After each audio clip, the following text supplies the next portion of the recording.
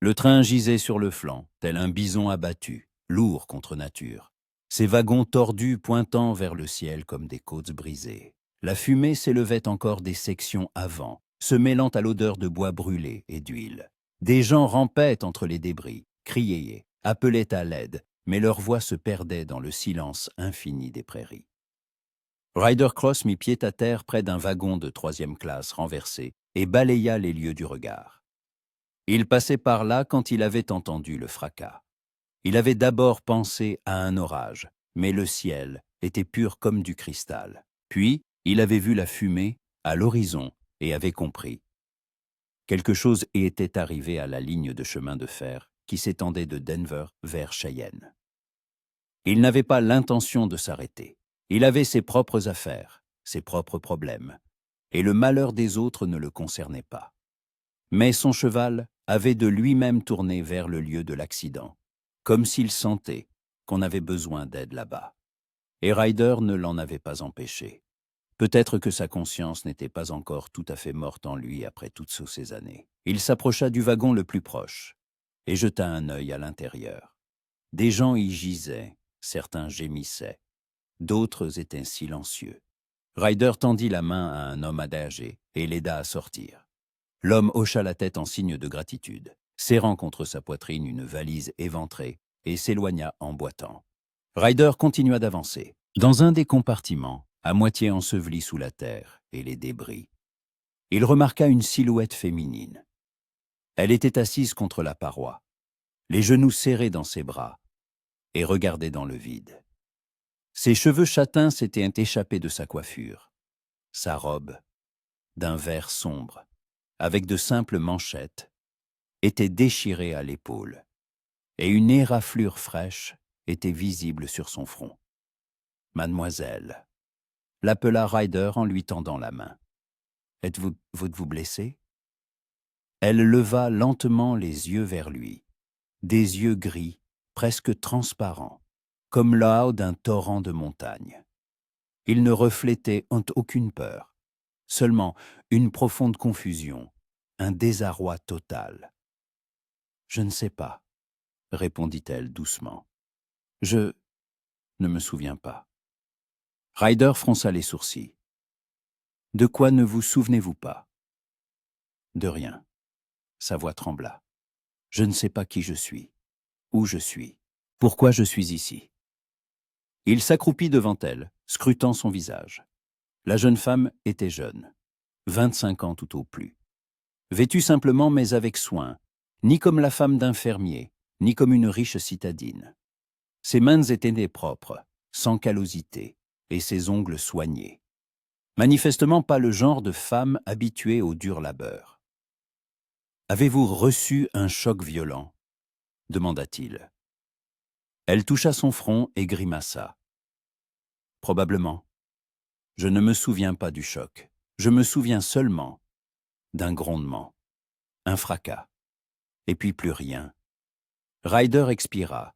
Il avait entendu parler de tels cas, des gens qui perdaient la mémoire après un traumatisme. Parfois, elle revenait après quelques jours, parfois jamais. « Bon, » dit-il en se relevant, « sortons d'ici. Ce n'est pas sûr. » Elle essaya de se lever, mais ses jambes se dérobèrent en sous elle. Ryder la soutint par le bras et l'aida à sortir du wagon. Une fois dehors, la jeune femme regarda autour d'elle, comme pour chercher quelque chose de familier. Mais son regard restait vide. « Avez-vous des affaires ?» demanda Ryder.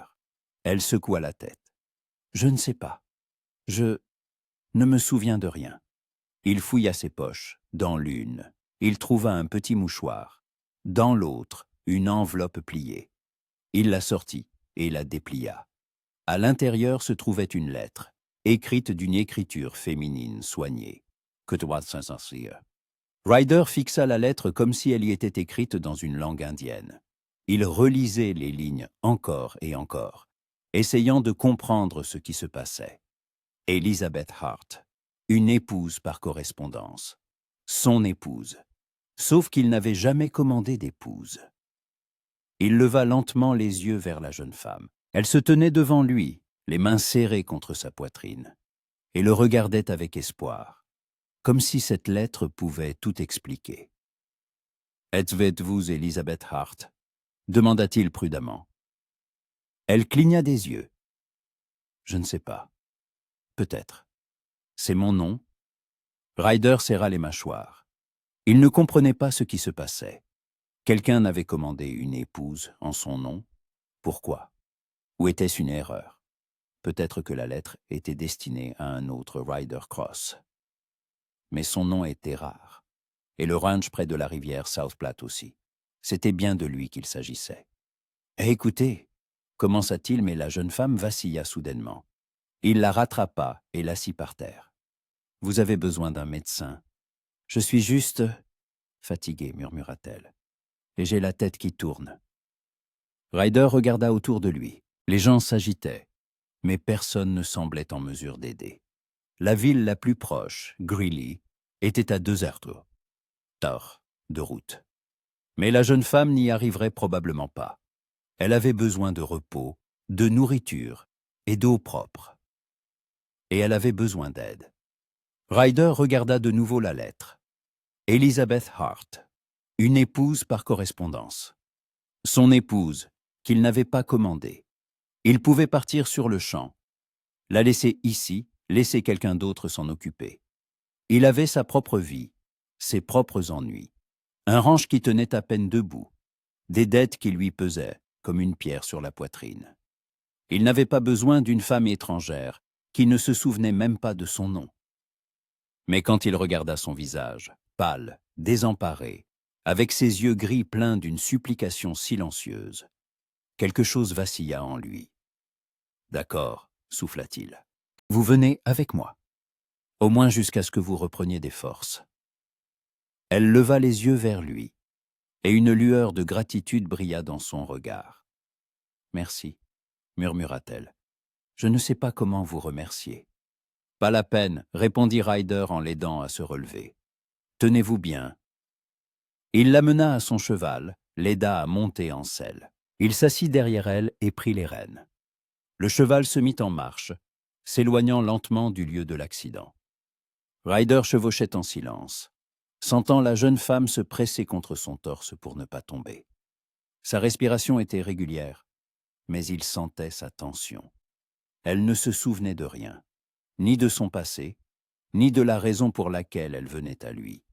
Et il ne savait pas quoi faire de tout cela. Le ranch les accueillit dans le silence. Il était situé près d'un méandre de la rivière, où l'eau coulait lentement, presque paresseusement, reflétant le ciel et les nuages.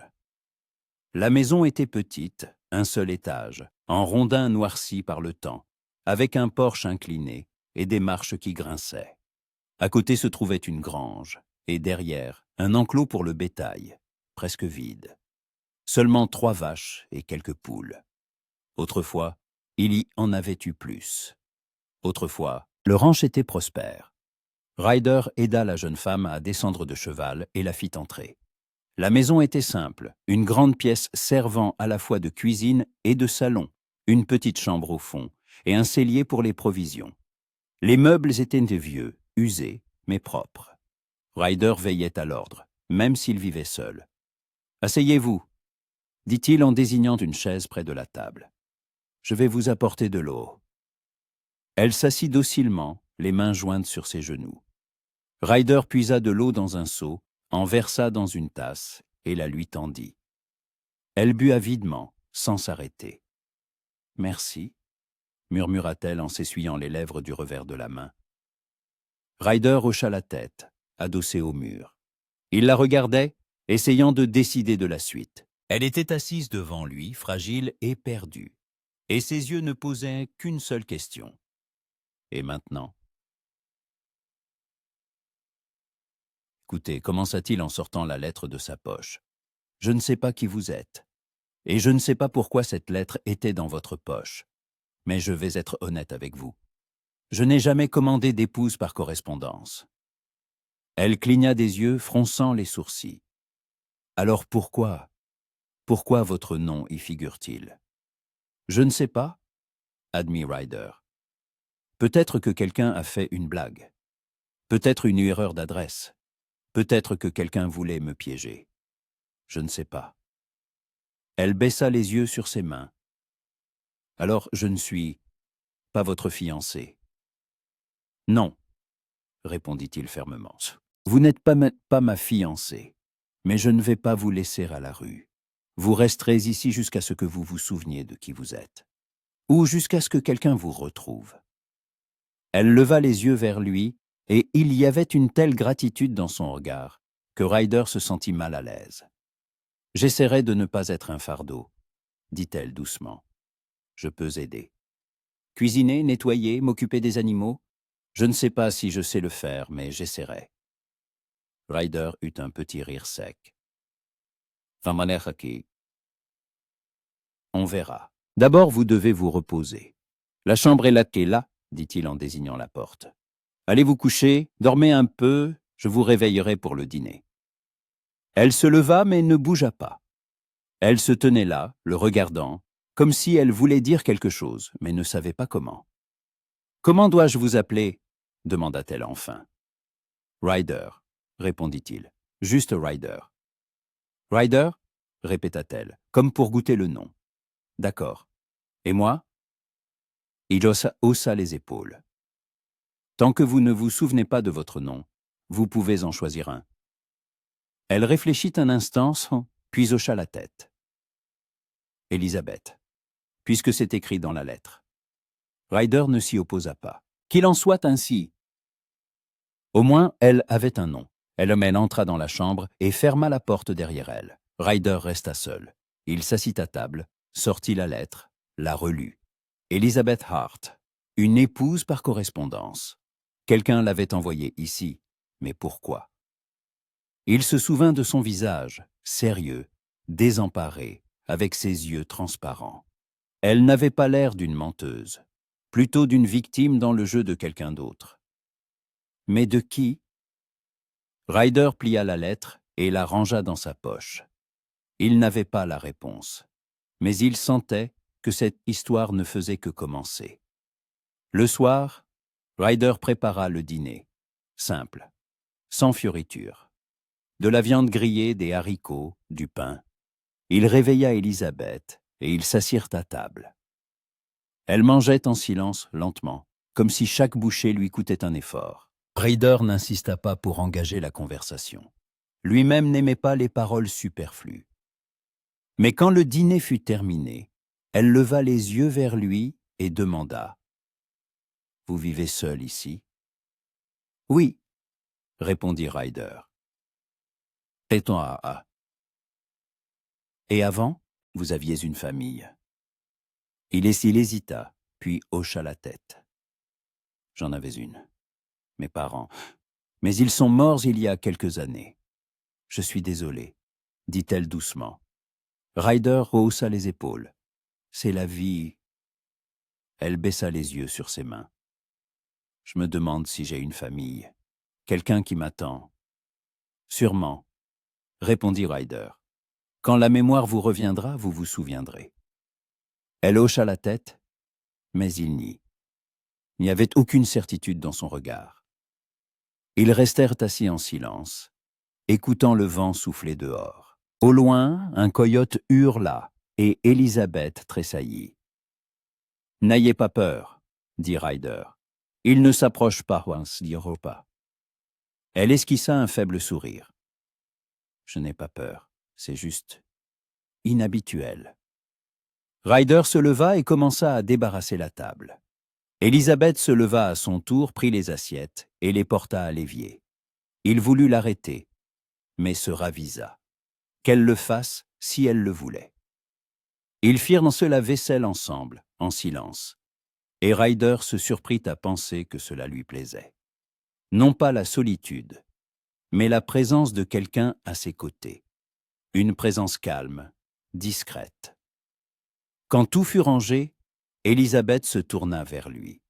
« Merci de ne pas m'avoir abandonné là-bas, » dit-elle. « Je ne sais pas ce que j'aurais fait sans vous. » Ryder la regarda. À la lumière de la lampe à huile, son visage paraissait plus doux, plus chaleureux. Il remarqua comment la fatigue la tirait vers le bas, comment elle tenait à peine debout. « Allez dormir, dit-il. Demain est un endroit. est un autre jour. » Elle hocha la tête et se dirigea vers la chambre. Ryder resta dans la pièce, s'assit près de la fenêtre, regardant l'obscurité derrière la vitre. Il ne savait pas ce que demain apporterait, mais il sentait que sa vie avait déjà changé et qu'il n'y avait pas de retour en arrière possible. Le matin commença avec le chant du coq et le murmure de l'eau dans la rivière. Ryder se réveilla sur le sol, couvert d'une vieille couverture qui sentait l'écurie et la fumée. Il avait mal au dos. Il n'avait pas dormi sur une surface dure depuis longtemps, mais il avait cédé la chambre à Elisabeth, et il n'y avait pas d'autre solution. Il se leva, étira ses épaules et s'approcha de la fenêtre. L'aube commençait à peine, le ciel s'éclaircissait lentement, colorant l'horizon d'un rose pâle. L'air était frais, avec une légère fraîcheur qui promettait une journée claire. Ryder se lava le visage à l'eau froide du seau, s'habilla et sortit sur le porche. Il fallait nourrir le bétail, vérifier les enclos, réparer quelques planches de la grange qui s'étaient desserrées pendant l'hiver. Il y avait toujours plus de travail que de temps. Il se dirigeait vers la grange quand il entendit la porte grincer derrière lui. Il se retourna. Sur le seuil, il se tenait Elisabeth, enveloppée dans le châle qu'il lui avait laissé la veille. Ses cheveux étaient tressés en une simple natte, et elle portait des bottines usées, qui n'étaient manifestement pas adaptées au travail, dans un ranch. « Bonjour, » dit-elle doucement. Ryder hocha la tête. « Bonjour. Comment vous sentez-vous ?»« Mieux, » répondit-elle en descendant du porche. « Je n'ai presque plus mal à la tête. Seulement, je ne me souviens toujours de rien. Il s'y attendait. La mémoire ne revient pas en une nuit. Ce n'est rien. Laissez-lui le temps. » Elisabeth regarda autour d'elle, comme si elle voyait le ranch pour la première fois. Son regard glissait sur la maison, l'enclos, la rivière, au loin. Elle inspira l'air matinal, et quelque chose de semblable à l'étonnement passa sur son visage. « C'est beau ici, dit-elle. C'est calme. »« Calme, » acquiesça Ryder. « Sauf pour les coyotes. » Elle esquissa un faible sourire, puis demanda « En quoi puis-je aider ?» Ryder la jaugea du regard. Elle n'avait pas l'air d'une femme habituée au dur labeur. Les mains propres, la peau blanche, sans callosité. Mais il y avait de la détermination dans ses yeux. Elle ne voulait pas être un fardeau. « Vous pouvez nourrir les poules, » dit-il en désignant le poulailler. « Le grain est dans la grange, dans le sac à gauche de l'entrée. Jetez-leur une poignée, pas plus. » Elisabeth hocha la tête et se dirigea vers la grange. Ryder la suivit du regard, puis retourna à ses occupations. Il travaillait en silence, sans se laisser distraire, mais la surveillait du coin de l'œil. Elisabeth faisait tout lentement, avec hésitation, mais avec application. Elle ouvrit le poulailler, jeta le grain et resta à regarder les poules s'agiter à ses pieds. Puis elle se dirigea vers l'enclos où paissaient les vaches, s'arrêta à la clôture et posa la main sur la barre transversale. Ryder s'approcha d'elle, s'essuyant les mains sur son pantalon. Quelque chose ne va pas. Elle secoua la tête. « Non. Je regarde, c'est tout. J'ai l'impression d'avoir déjà vu des vaches. Mais je ne sais pas où. » Ryder ne dit rien. Il ne savait pas quoi dire. La mémoire est une chose étrange. Elle pouvait revenir soudainement, déclenchée par une odeur, un son, n'importe quoi, ou ne jamais revenir. « Allons déjeuner, » dit-il. « Ensuite, nous déciderons de la suite. » Ils retournèrent à la maison. Ryder prépara des œufs au plat et fit griller les restes de pain. Elisabeth était assise à table, les mains sur les genoux, et le regardait cuisiner. Son regard était attentif, comme si elle essayait de mémoriser chaque mouvement. « Vous cuisinez bien », remarqua-t-elle quand il posa une assiette devant elle. « Oh, il le faut bien », répondit Ryder en s'asseyant en face. « Quand on vit seul, on n'a pas le choix. » Elle prit sa fourchette et goûta les œufs. Son visage s'adoucit. « C'est délicieux. Merci. » Ils mangèrent en silence. Ryder n'aimait pas parler en mangeant. Mais Élisabeth ne semblait pas non plus pressée de rompre le silence. Elle était calme, posée, et cela lui convenait. Quand le petit déjeuner fut terminé, Ryder sortit la lettre et la posa sur la table devant elle. « J'y ai pensé toute la nuit, dit-il. Quelqu'un vous a envoyé ici. Quelqu'un a écrit cette lettre en mon nom. Je veux savoir qui et pourquoi. » Élisabeth prit la lettre et la relut. « Elizabeth Hart », lut-elle à voix haute. « C'est mon vrai nom. » « Je ne sais pas, » admit Ryder. « Mais si c'était le cas, alors quelqu'un vous connaît. Quelqu'un a organisé tout ça. » Elle réfléchit, puis demanda « Et si je ne suis pas celle que je prétends être? Si je suis une menteuse ?» Ryder la regarda dans les yeux. « Alors vous êtes une très bonne actrice. » Elle soupira, baissant le regard. « Je ne sais pas qui je suis. Peut-être que je suis vraiment une mauvaise personne. Peut-être que j'ai fait quelque chose d'horrible et que je ne m'en souviens plus. Comment puis-je le savoir? » « Le temps nous le dira, » répondit Ryder. « Pour l'instant, vous êtes ici et je ne vois aucune raison de ne pas vous faire confiance. » Élisabeth leva les yeux vers lui, et il y avait de la gratitude dans son regard, mêlée à autre chose. Peut-être de l'espoir, peut-être de la peur. « Merci, » murmura-t-elle. Ryder hocha la tête et reprit la lettre. « Je vais aller en ville. Je demanderai s'il y a eu des avis de recherche. Peut-être que quelqu'un vous cherche. » Elle se tendit. « Et si personne ne me cherche? Alors nous aviserons. » La ville de Greeley était petite mais animée. La rue principale longeait la voie ferrée, bordée de bâtiments en bois, des magasins, un saloon, le bureau du shérif, la poste. Les gens allaient et venaient, occupés à leurs affaires. Ryder attacha son cheval près de la poste et entra. Derrière le comptoir, un homme âgé à la moustache grise lisait un journal. Il leva les yeux, vit Ryder et hocha la tête. « Ryder Cross, ça fait un bail. »« Bonjour, monsieur Coleman, » répondit Ryder. « J'ai besoin de votre aide. » Coleman posa son journal et se redressa. « Je vous écoute. » Ryder sortit la lettre et la posa sur le comptoir. « Hier, j'ai trouvé une jeune femme après le déraillement du train. Elle avait cette lettre dans sa poche. Elle ne se souvient de rien, ni qui elle est, ni d'où elle vient. Je veux savoir si quelque chose d'autre est arrivé ici à mon nom, ou au nom d'Elizabeth Hart. » Coleman prit la lettre, la parcourut des yeux et fronça les sourcils. « Étrange. Je ne me souviens pas avoir envoyé cette lettre, et rien n'est arrivé à votre nom ces derniers mois. » « Vous êtes sûr? »« Absolument. Je tiens des registres. Je peux vérifier. » Coleman sortit un grand livre et commença à tourner les pages. Ryder attendit, les mâchoires sur les mâchoires serrées. Finalement, Coleman secoua la tête. « Non. Rien. La dernière lettre à votre nom est arrivée il y a 3 mois, de votre avocat. Rien d'autre. » Ryder expira. « Donc, quelqu'un a envoyé cette lettre sans passer par la poste. » « On dirait bien, » acquiesça Coleman. « Ou alors elle est arrivée dans une autre ville, et on l'a envoyée d'ici ensuite. Mais c'est étrange.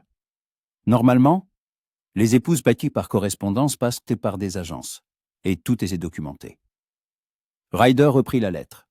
« Merci. Si quelque chose apparaît, faites-le moi savoir. » « C'en a faute. » Ryder sortit et se dirigea vers le bureau du shérif. Peut-être qu'il saurait quelque chose sur les personnes disparues. Le shérif McGregor était assis à son bureau, triant des papiers. C'était un homme corpulent, avec une barbe épaisse et des yeux fatigués. Quand Ryder entra, il leva les yeux et hocha la tête. « Cross, qu'est-ce qui t'amène ?» Ryder lui raconta tout, le déraillement, la jeune femme, la lettre. McGregor écouta attentivement, sans l'interrompre. Quand Ryder eut fini, le shérif s'adossa à sa chaise et se frotta le menton. « Étrange histoire, dit-il. Mais il n'y a pas eu d'avis de recherche. Je le saurais. » « Et le déraillement, Quelqu'un enquête? La compagnie de chemin de fer. Mais ils s'intéressent plus aux causes qu'aux passagers. Ils disent que les rails étaient endommagés. Peut-être du sabotage, peut-être juste l'usure. Ryder fronça les sourcils. Et les listes de passagers? Il doit y en avoir. Mais je ne les ai pas encore vues. J'essaierai de les obtenir si tu veux. Je t'en serai reconnaissant. MacGregor hocha la tête et nota quelque chose dans un carnet. Cette jeune femme, elle est dangereuse. Ryder secoua la tête. Non. Elle est effrayée, perdue, rien de dangereux. Alors garde-la chez toi jusqu'à ce qu'on sache qui elle est. Si j'apprends quelque chose, je te le ferai savoir. Ryder le remercia et sortit. Il resta un moment debout, regardant la rue animée, puis se dirigea vers le saloon. Peut-être que quelqu'un y avait entendu quelque chose. Le saloon était à moitié vide, trop tôt pour boire. Derrière le bar, le barman essuyait des verres. Ryder s'approcha, commanda un whisky et le but d'un trait. Le barman le regarda avec intérêt. Des problèmes. Cross. On peut dire ça, répondit Ryder. Dis, tu n'aurais pas entendu parler d'une jeune femme nommée Elizabeth Hart, ou de quelqu'un qui cherchait une épouse par correspondance pour moi. Le barman fronça les sourcils, réfléchit. Elizabeth Hart? Non, jamais entendu. Quant à l'épouse, je me souviens qu'il y a quelques semaines, un type de Denver était venu. Il a demandé après toi. Il disait qu'il avait une affaire à te proposer. Ryder se tendit. Qui était-ce? Il ne s'est pas présenté, mais il était bien habillé, costume, chapeau, pas un fermier, pas un cow-boy, plutôt un homme d'affaires. Que voulait-il? Je ne sais pas. Je lui ai dit où se trouvait ton ranch. Il a remercié et est parti. Je ne l'ai plus revu. Ryder serra les poings. Quelqu'un s'intéressait à lui, quelqu'un de Denver. Cela ne pouvait pas être une coïncidence. Merci, dit-il en jetant une pièce sur le comptoir. Il sortit du saloon, monta à cheval et repartit vers le ranch. Les pensées tourbillonnaient dans sa tête. Quelqu'un avait envoyé Elizabeth chez lui. Quelqu'un avait tout organisé. Mais pourquoi? Il n'avait pas la réponse, mais il sentait que ce n'était que le début. Quand Ryder retourna au ranch, le soleil était déjà haut dans le ciel. Il mit pied à terre, attacha son cheval et entra dans la maison. Elizabeth était près de la cuisinière, remuant quelque chose dans une marmite. Une odeur de viande mijotée emplissait la pièce. Elle se retourna, le vit et esquissa un faible sourire. « Vous êtes de retour. J'ai préparé le déjeuner. J'espère que c'est réussi. » Ryder s'approcha et jeta un œil dans la marmite. Viande, pommes de terre, oignons. Tout semblait appétissant. « Comment savez-vous cuisiner ?» demanda-t-il. Elizabeth haussa les épaules. « Je ne sais pas. Mes mains le font toutes seules. Je devais cuisiner avant, j'imagine. » Ryder s'assit à table et elle posa une assiette devant lui. Il goûta. C'était délicieux. Mieux même que ce qu'il cuisinait lui-même. « Pas mal, dit-il. » Elizabeth s'assit en face et son visage s'illumina. « Vraiment? Je craignais d'avoir tout gâché. »« Non. C'est très bien. » Ils mangèrent en silence. Ryder pensait à ce qu'il avait appris en ville. Il devait lui en parler, mais il ne savait pas comment elle réagirait. Finalement, il posa sa fourchette et la regarda. « J'étais en ville. J'ai posé des questions à votre sujet. Il n'y a pas d'avis de recherche. Mais un homme m'a dit qu'il y a quelques semaines, quelqu'un de Denver est venu ici. Il a demandé après moi. » Elizabeth fronça les sourcils. « De Denver. Qui? » « Je ne sais pas. Mais il était bien habillé. Il ressemblait à un homme d'affaires. » Elle réfléchit, puis secoua la tête. « Je ne me souviens de personne de Denver. » Peut-être que ça vous reviendra plus tard. Elle soupira, baissant le regard. Peut-être. Mais si je ne me souviens jamais, qu'arrivera-t-il alors? Ryder la regarda. Il y avait de l'anxiété dans ses yeux, presque de la panique. Elle avait peur de rester sans passé, sans nom, sans histoire. « Alors vous recommencerez à zéro, dit-il doucement. Ici, ou ailleurs, mais vous ne resterez pas seul. » Élisabeth leva les yeux vers lui, et une lueur chaleureuse lui brilla. « Vous êtes un homme bon, Ryder Cross. » Il eut un petit rire sec. « Je ne crois pas. Je fais juste ce qu'il faut. » Elle sourit, et il y avait tant de sincérité dans ce sourire que Ryder sentit quelque chose se serrer dans sa poitrine. Il se détourna et se leva de table. « Je dois finir mon travail. Reposez-vous. » Élisabeth hocha la tête mais ne bougea pas. Elle le suivit du regard, et Ryder sentit ses yeux sur son dos. Il sortit sur le porche et inspira l'air frais. Il était inquiet. Il ne savait pas ce qui se passait, mais il sentait que cette jeune femme était la clé de quelque chose de plus grand, et cela l'effrayait. Les jours se transformèrent lentement en semaines, comme une rivière dépose des pierres sur son lit. Élisabeth resta au ranch, et la vie de Ryder changea si subtilement qu'il ne s'en rendit pas compte tout de suite. Les matins devinrent différents. Il se réveillait à l'odeur du café frais, qu'elle avait appris à préparer comme il l'aimait, fort, amer, avec un léger goût de fumée. Elle se levait avant lui, sans qu'il le lui demande, allumait le poêle, préparait le petit déjeuner. Quand il sortait de la chambre, elle était déjà assise à table, une tasse à la main, regardant l'aube sur les prairies. Il ne parlait presque pas le matin, mais c'était un bon silence, celui qui n'oppresse pas, mais qui enveloppe comme une couverture chaude. Élisabeth apprit beaucoup de choses pendant ces semaines. Elle s'occupait des poules, traillaillait les vaches, raccommodait les vêtements. Ses mains étaient encore douces, mais les premières callosités apparurent sur ses doigts.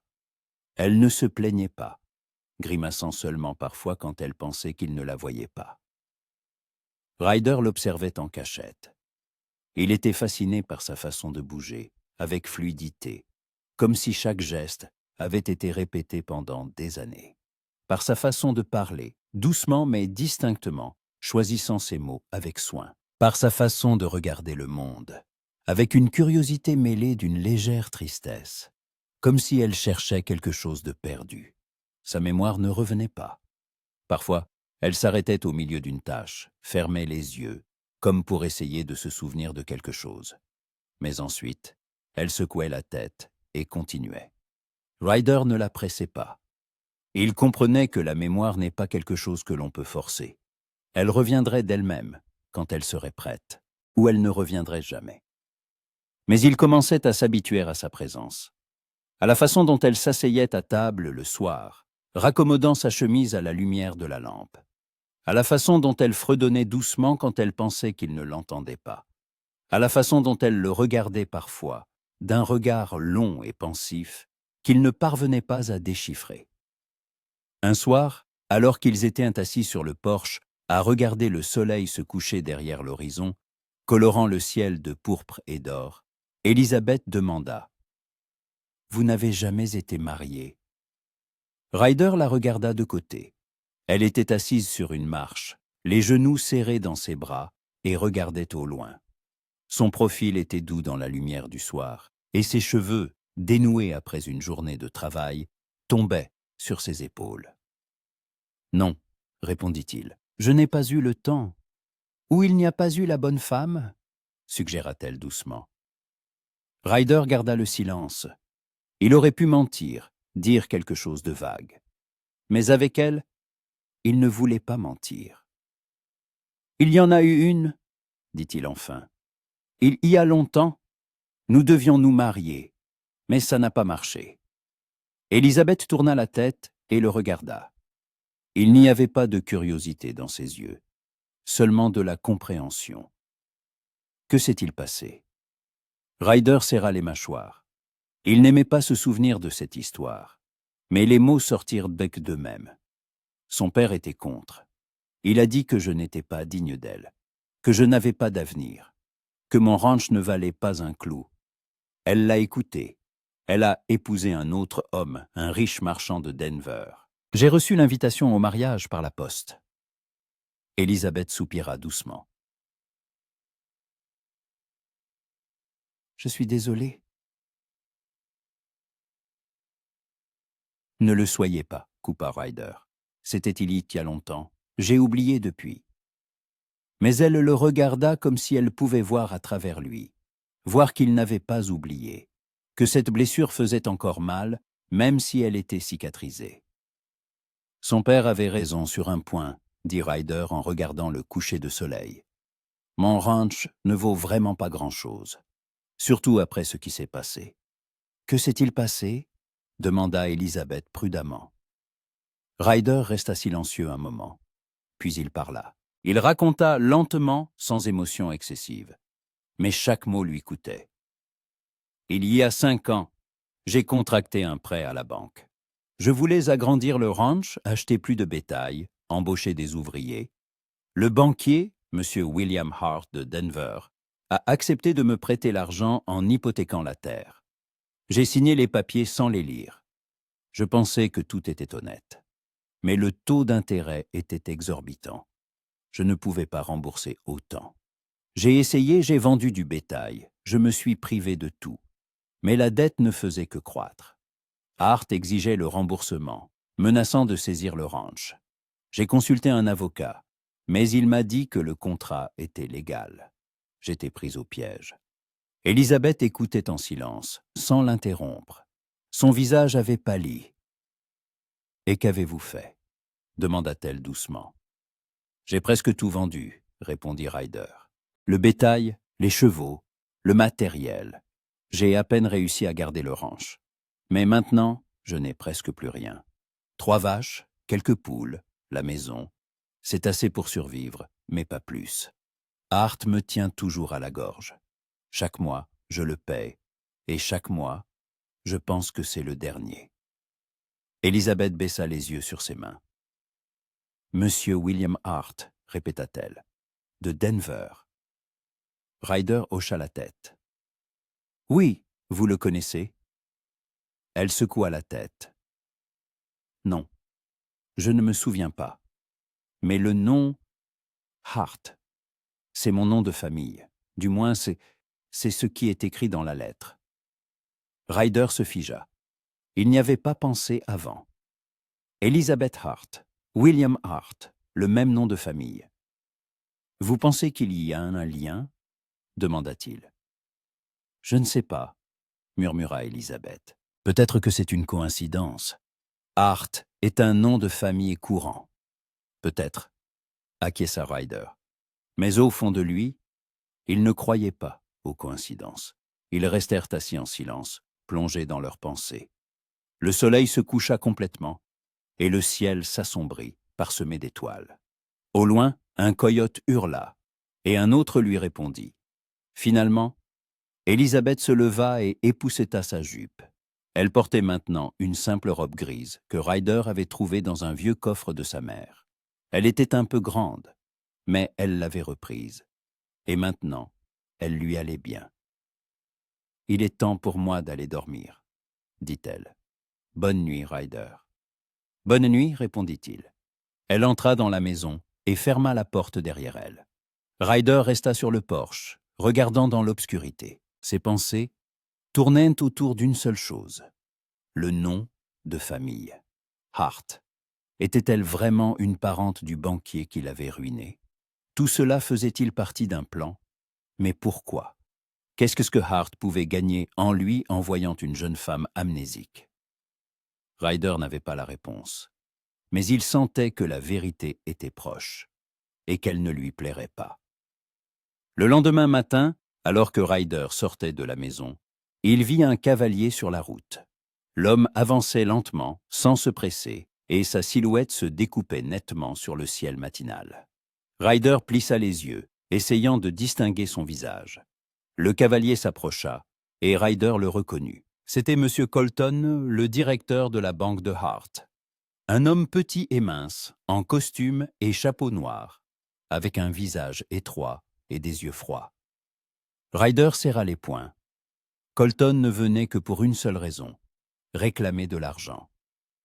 Colton mit pied à terre, attacha son cheval à un poteau et s'approcha de Ryder. Il ne sourit pas, ne salua pas. Il sortit simplement un papier de sa poche et le lui tendit. « Monsieur Cross, Monsieur Hart m'a demandé de vous remettre ceci. » Ryder prit le papier et le déplia. C'était un avis de retard de paiement. Il devait les 2 derniers mois, et Hart exigeait un remboursement immédiat. Ou la saisie de ses biens. « Je n'ai pas cette somme, » dit Ryder en froissant le papier. « Vous le savez ?» Colton haussa les épaules.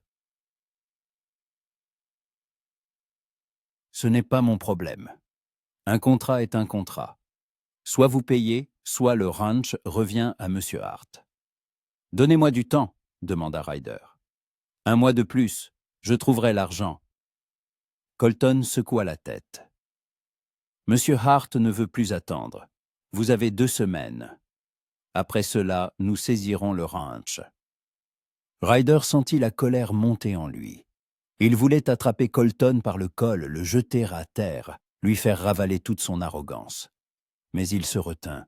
Cela ne changerait rien. « Dites à Hart que je ne céderai pas le ranch sans me battre, » dit-il froidement.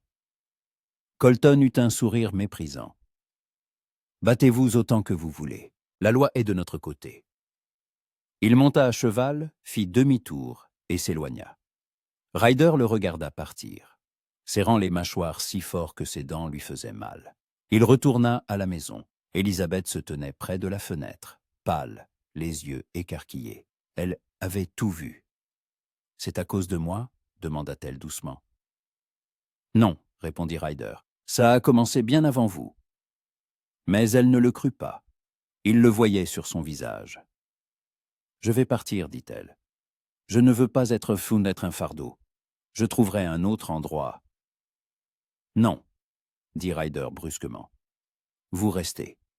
Ce sont mes problèmes, et je les réglerai moi-même. »« Mais... »« Pas de mais, » la coupa-t-il. « Vous restez. » Elisabeth le regarda longuement, puis hocha la tête. Il y avait de la gratitude dans ses yeux, mêlée à autre chose.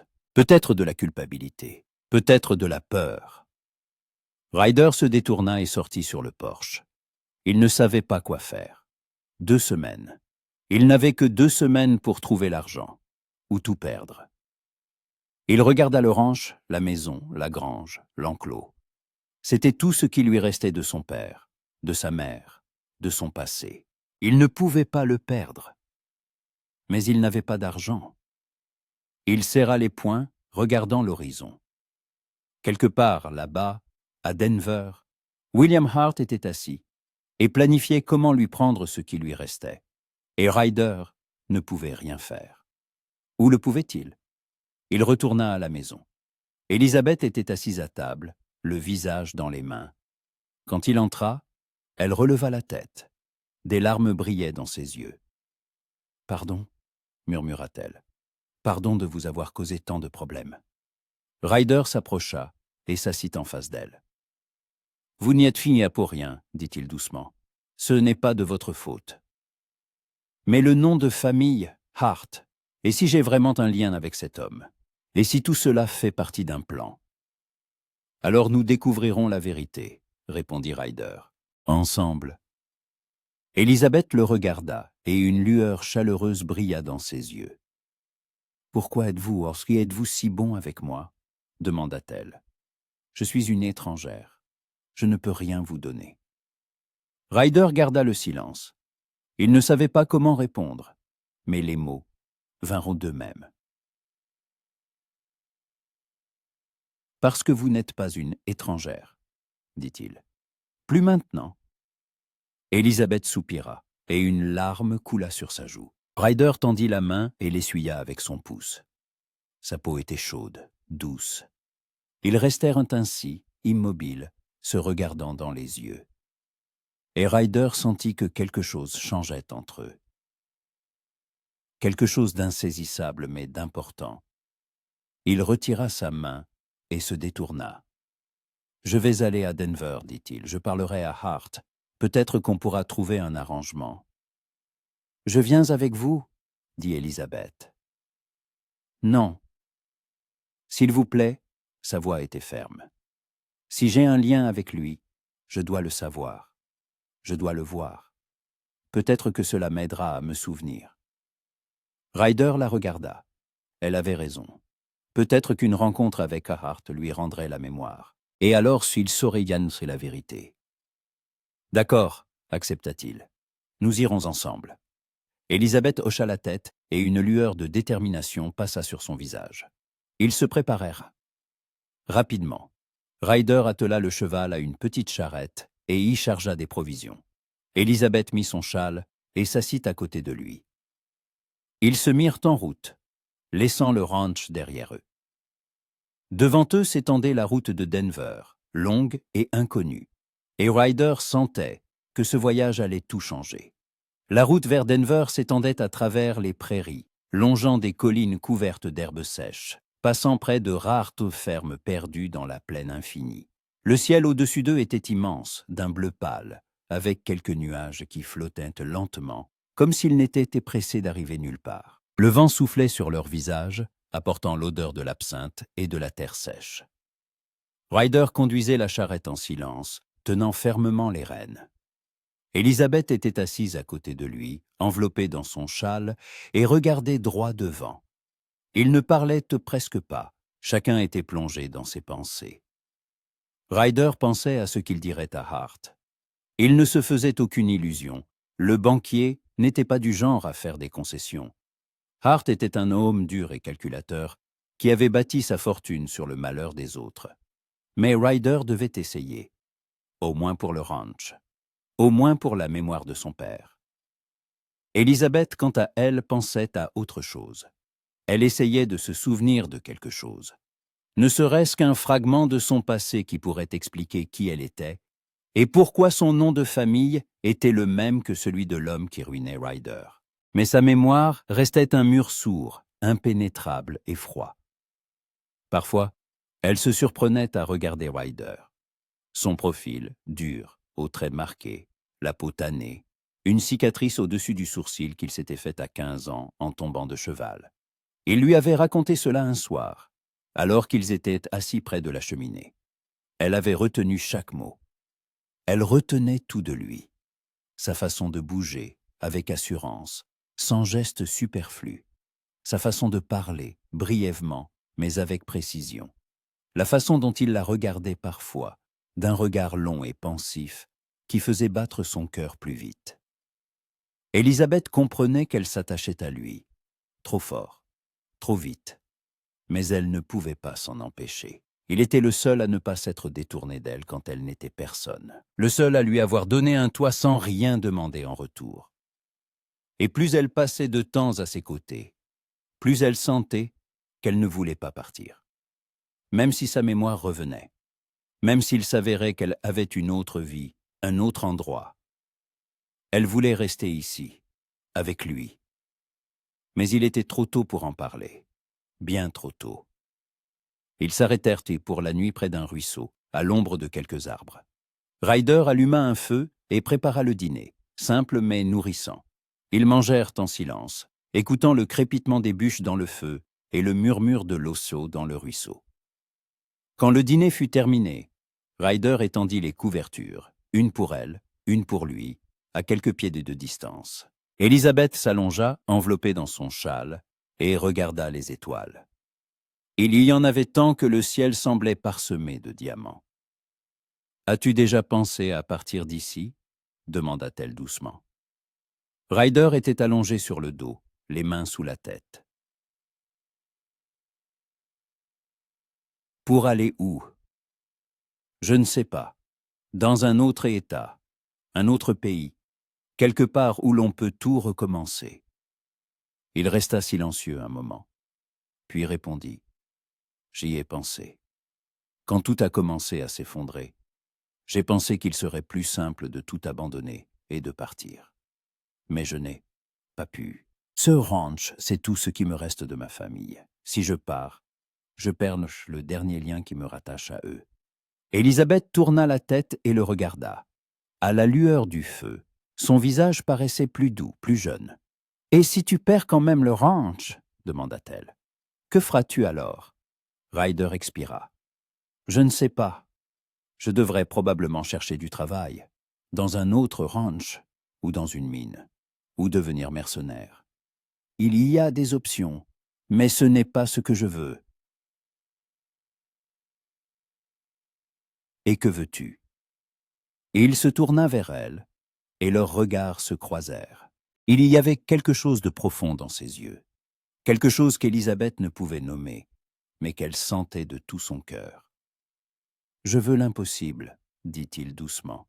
« Je veux que tout soit comme avant, que mes parents soient en vie, que le ranch prospère, que je puisse simplement vivre, sans penser aux dettes et au lendemain. » Élisabeth s'assit, serrant ses genoux dans ses bras.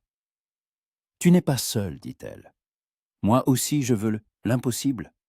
Je veux me souvenir de qui je suis. Je veux comprendre pourquoi je me trouvais dans ce train. Je veux savoir si j'ai une famille qui m'attend. » Elle garda le silence un instant, puis ajouta doucement. « Masi John Kamendi. Mais parfois, j'ai peur de me souvenir. Parce que peut-être que ma vie passée était pire que celle-ci. » Ryder s'assit et jeta une branche dans le feu. « Et si ta vie passée était meilleure ?» demanda-t-il. « Et si tu avais une maison, une famille, des gens qui t'aiment ?» Élisabeth le regarda longuement. « Alors je ne comprends pas pourquoi je ne veux pas m'en souvenir, » dit-elle. « Pourquoi je me sens bien ici, avec toi ?» Ryder se figea. Il la regardait, et quelque chose passa dans ses yeux, de la surprise, de la gêne, peut-être quelque chose de plus.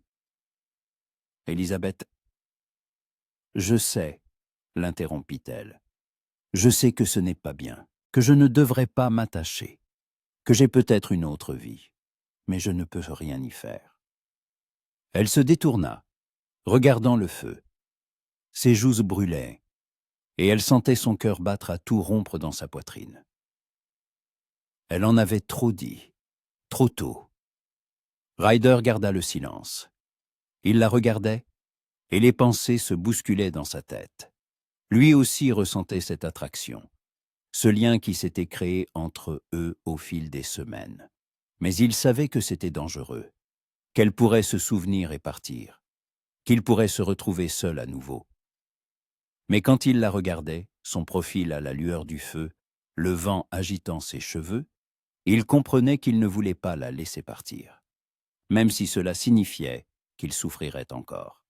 « Moi aussi je me sens bien avec toi, » dit-il enfin, « trop bien. » Élisabeth se tourna vers lui, et des larmes brillaient dans ses yeux. « Alors pourquoi ne pouvons-nous pas simplement être ensemble ?» demanda-t-elle. « Pourquoi tout doit-il être si compliqué ?»« Parce que c'est la vie, » répondit Ryder. « Elle n'offre pas de chemin facile. » Il se leva, s'approcha d'elle et s'accroupit devant elle. Il leva la main et toucha sa joue. Elle se blottit contre sa paume, fermant les yeux. « Quand tout sera terminé, » dit-il doucement, « quand tu te souviendras de qui tu es, et quand j'aurai réglé mes problèmes, nous en reparlerons. D'accord ?» Élisabeth hocha la tête, sans ouvrir les yeux. « D'accord. » Ryder retira sa main, se leva et retourna à sa place. Ils s'allongèrent, chacun enveloppé dans sa couverture, et écoutèrent le silence de la nuit. Mais aucun des deux ne dormit avant longtemps. Denver les accueillit avec son bruit et son agitation. La ville était grande, bien plus grande que Greeley. Les rues étaient bondées de gens, de charrettes, de calèches. Les bâtiments se dressaient que les uns contre les autres, magasins, hôtels, banques, théâtres. L'air était imprégné de la fumée des usines et de l'odeur des chevaux. Ryder conduisait la charrette lentement, se frayant un chemin à travers la foule. Élisabeth regardait de tous côtés, avec une curiosité mêlée d'anxiété. Quelque chose dans cette ville lui semblait familier, mais elle ne pouvait pas dire quoi. Ils s'arrêtèrent devant un hôtel sur la rue principale. Ryder aida Elizabeth à descendre et attacha le cheval. Ils entrèrent et prirent 2 chambres, bon marché, au 2e étage, l'une à côté de l'autre. « Repose-toi un peu, dit Ryder. Je vais à la banque, j'essaierai de parler à Hart. Je serai de retour dans quelques heures. » Elizabeth lui saisit le bras. « Je veux venir avec toi. Peut-être qu'en le voyant, je me souviendrai de quelque chose. » Ryder la regarda, puis hocha la tête. « D'accord. Mais si tu te sens mal, dis-le tout de suite. » Ils sortirent et demandèrent à des passants où se trouvait la banque de William Hart. On leur indiqua la direction. 3 pâtés de maisons plus bas, puis à gauche. La banque était un bâtiment imposant en briques rouges, avec de grandes fenêtres et une enseigne dorée. Alors qu'ils s'approchaient, Elizabeth s'arrêta brusquement. Son visage pâlit, sa main serra plus fort celle de Ryder. « Quelque chose ne va pas ?» demanda-t-il inquiet. « J'ai déjà vu ce bâtiment, » murmura-t-elle. « Je le connais. Mais je ne me souviens pas d'où. » Ryder passa un bras autour de ses épaules. « Respire. Tout va bien. Peut-être que ta mémoire revient. » Elizabeth hocha la tête et inspira profondément. Ils entrèrent. Le hall était spacieux, avec de hauts plafonds et des colonnes de marbre. Derrière les comptoirs, des employés travaillaient, comptant de l'argent et remplissant des papiers. Dans un coin, un garde était assis avec un fusil. Dès qu'ils franchirent le seuil, l'un des employés, un homme âgé à la moustache grise, leva la tête. Ses yeux s'écarquillèrent, son visage pâlit. Il laissa tomber la plume avec laquelle il écrivait et se figea. « Mademoiselle Elizabeth » murmura-t-il d'une voix rauque. « C'est bien vous ?» Tout le monde dans le hall se tut instantanément. Les employés cessèrent de travailler. Les clients se retournèrent. Un silence de mort s'installa. Elizabeth regardait le vieil employé, essayant de se souvenir de son visage, mais rien ne lui venait. « Je ne vous reconnais pas, » dit-elle doucement. L'employé contourna rapidement le comptoir, s'approcha d'elle et scruta son visage. « Mon Dieu, c'est bien vous, mademoiselle Elizabeth. Nous pensions tous, nous craignons que vous ne soyez... » Il ne termina pas sa phrase, mais des larmes perlaient dans ses yeux. Les autres employés se rassemblèrent autour, parlant avec animation. « Il faut prévenir M. Hart immédiatement. Il est dans son bureau, vite. Mon Dieu, elle est en vie !»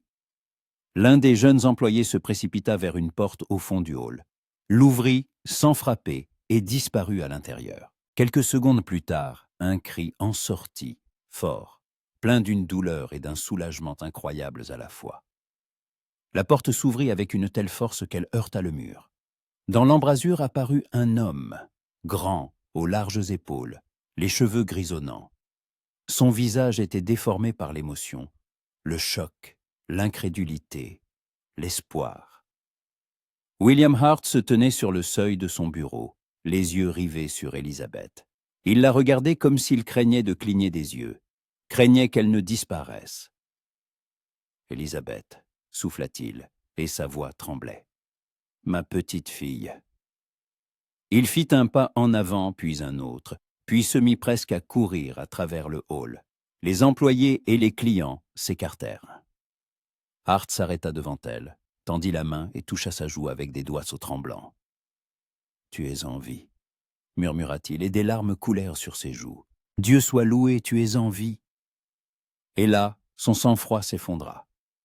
Il serra sa fille dans ses bras, la pressant contre lui si fort qu'il semblait craindre qu'elle ne s'échappe et ne disparaisse à jamais.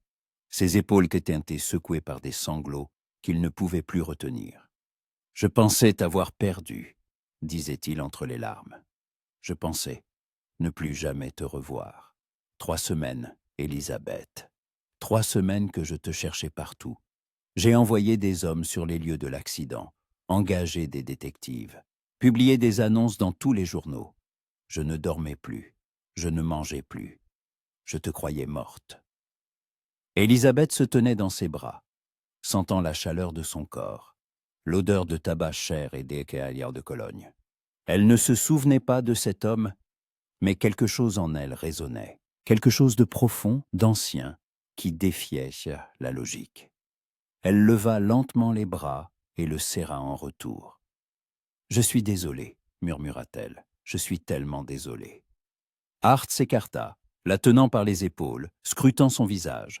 Les larmes coulaient toujours sur ses joues, mais il souriait, pour la première fois en 3 semaines. « Tu ne te souviens de rien ?» demanda-t-il en essuyant ses larmes du revers de la main.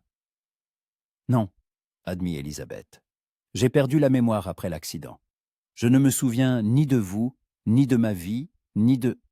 rien. » Hart hocha la tête, ravalant une boule dans sa gorge. « Ce n'est pas grave.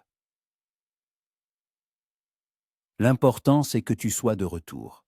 Le reste n'a pas d'importance. La mémoire reviendra, les médecins t'aideront, je trouverai les meilleurs spécialistes, nous arrangerons tout. » Il la serra de nouveau contre lui, l'embrassant sur le sommet du crâne, lui caressant les cheveux comme à une petite fille. « Ma petite fille est de retour, » répétait-il. « Ma petite fille. » Le vieil employé essuyait ses larmes avec un mouchoir.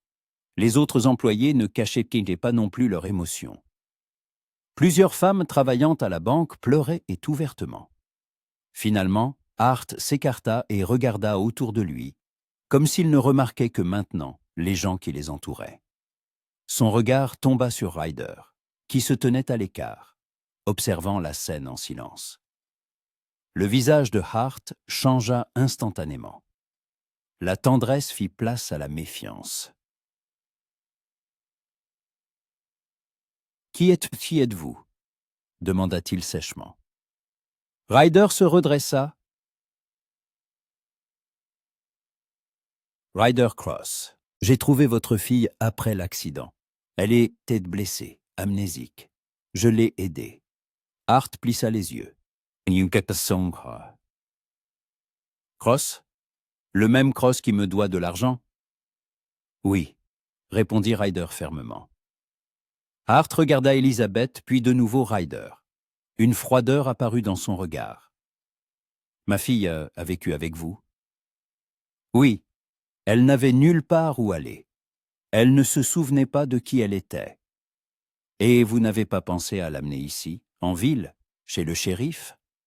Ryder serra les mâchoires. Elle était en mauvais état. Elle avait besoin de repos. Et elle avait une lettre avec mon nom dans sa poche. Elle pensait qu'elle venait à moi comme épouse par correspondance. Hart fronça les sourcils. Une épouse par correspondance, c'est absurde. Ma fille n'aurait jamais... Il se tut et se tourna vers Élisabeth. Montre-moi cette lettre. Élisabeth sortit la lettre de sa poche et la lui tendit. Hart la prit et la lut. Son visage s'assombrit de plus en plus. C'est un faux, dit-il froidement. Quelqu'un a organisé ça. Quelqu'un voulait qu'Élisabeth se retrouve chez vous. C'est ce que je pense aussi, acquiesça Ryder. Mais je ne sais pas qui ni pourquoi. Hart le regarda longuement, d'un air évaluateur. Puis il se tourna vers sa fille. Il s'est bien comporté avec toi. Élisabeth hocha la tête sans hésiter. Oui, il a été bon avec moi. Il m'a donné un toit, de la nourriture, une protection. Je lui dois beaucoup. Hart hocha lentement la tête. Il y avait toujours de la méfiance dans ses yeux, mais aussi de la reconnaissance. « Alors je vous suis redevable, monsieur Cross, » dit-il. « Vous avez sauvé ma fille. Pour cela, je vous suis reconnaissant. » Il tendit la main. Ryder la serra. « Je n'ai fait que ce qui était juste. » Hart lâcha sa main et passa un bras autour des épaules d'Élisabeth. « Allons, ma fille, je te ramène à la maison. Tu as besoin de te reposer, de voir un médecin. » Élisabeth regarda Ryder. Il y avait une supplication dans ses yeux. « Et Monsieur Cross, il est venu pour vous parler de la dette. » Hart s'arrêta et se tourna vers Ryder. « Nous parlerons de la dette plus tard. Ce n'est pas le moment. Venez demain matin. Nous discuterons de tout. Ryder hocha la tête. Merci. Hart emmena Elizabeth vers la sortie. Elle se retourna et regarda Ryder par-dessus son épaule. Leurs regards se croisèrent. Et il y avait tant de non-dits dans ce regard que Ryder sentit une douleur dans sa poitrine. Puis la porte se referma derrière eux et il resta seul. Les employés retournèrent progressivement à leur travail, mais ils parlaient encore avec animation. Ryder sortit lentement de la banque et monta sur la charrette. Il ne savait pas quoi ressentir. Le soulagement qu'Elizabeth ait retrouvé sa famille, la tristesse de l'avoir perdue, la peur de ne plus jamais la revoir. Tous ces sentiments se mêlaient en une seule sensation, lourde, oppressante, une sensation de perte. Il retourna à l'hôtel comprenant que tout avait changé et que sa vie était de nouveau vide.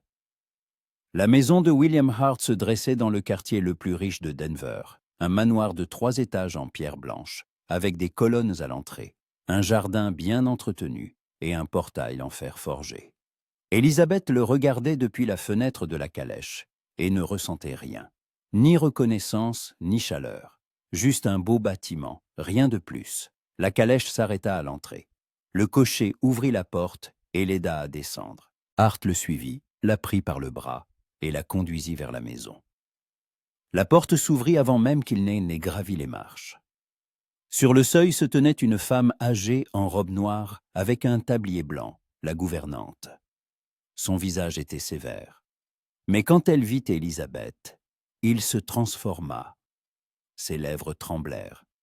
Ses yeux s'emplirent de larmes. « Mademoiselle Elizabeth », murmura-t-elle en pressant une main sur sa poitrine. « Dieu soit béni. Vous êtes de retour. » Elizabeth la regardait, essayant de trouver quelque chose de familier. Mais rien. « Je vous demande pardon, » dit-elle doucement. « Je ne me souviens pas de vous. » La gouvernante sanglota et essuya ses larmes, avec un coin de son tablier. « Ce n'est pas grave, ma petite. L'important, c'est que vous soyez à la maison. Je suis Madame Bailey, votre gouvernante. Je m'occupe de vous depuis que vous avez 10 ans. » Hart posa une main sur l'épaule d'Elizabeth. « Madame Bailey, préparez la chambre de Mademoiselle Elizabeth, un bain, des vêtements propres, un repas. Et envoyez chercher le docteur Henderson. D'urgence. »« Tout de suite, monsieur. » La gouvernante s'inclina et disparut à l'intérieur de la maison, criant des ordres aux femmes de chambre. Hart fit entrer Elizabeth. Le hall était immense, sol en marbre, lustre en cristal, un large escalier menant au 2e étage. Des portraits dans des cadres dorés étaient accrochés au mur. Elizabeth s'arrêta devant l'un d'eux, une jeune femme assez aux cheveux châtains et aux yeux gris, dans une robe rose pâle, souriait depuis la toile.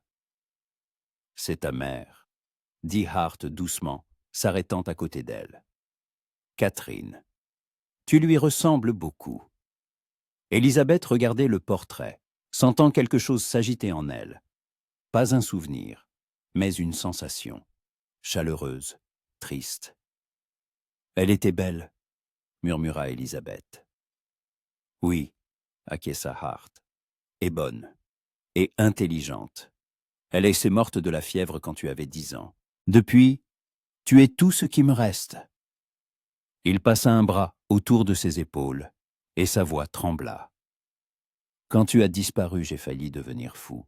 Je pensais que Dieu t'avait pris à moi aussi, que j'étais resté tout seul. » Elizabeth se tourna vers lui et le regarda dans les yeux. Elle y voyait de la douleur, réelle, profonde. Cet homme l'aimait vraiment. Il avait vraiment souffert. « Je suis désolée de vous avoir inquiété, » dit-elle. « Je ne le voulais pas. » Hart secoua la tête. « Tu n'y es pour rien. Le coupable, c'est celui qui a organisé tout ça. Et je le trouverai. Je te le promets. » Madame Bailey revint, annonçant que la chambre était prête. Et Hart conduisit Elizabeth à l'étage, par le large escalier, le long d'un couloir, jusqu'à une porte au fond. « C'est ta chambre, » dit-il en ouvrant la porte. « Tout est resté comme tu l'as laissé. » Elizabeth entra et se figea. La chambre était grande, lumineuse, avec de hautes fenêtres donnant sur le jardin. Un lit à baldaquin, une coiffeuse avec un miroir, des étagères de livres, des fauteuils moelleux près de la cheminée. Tout était dans des tons pastels, crème, pêche, bleu tendre. Au mur étaient accrochées des peintures, des paysages, des natures mortes. Sur une table, des livres étaient soigneusement empilés. Sur le lit, un couvre-lit en dentelle. Élisabeth s'approcha de la coiffeuse et prit une brosse à cheveux en argent.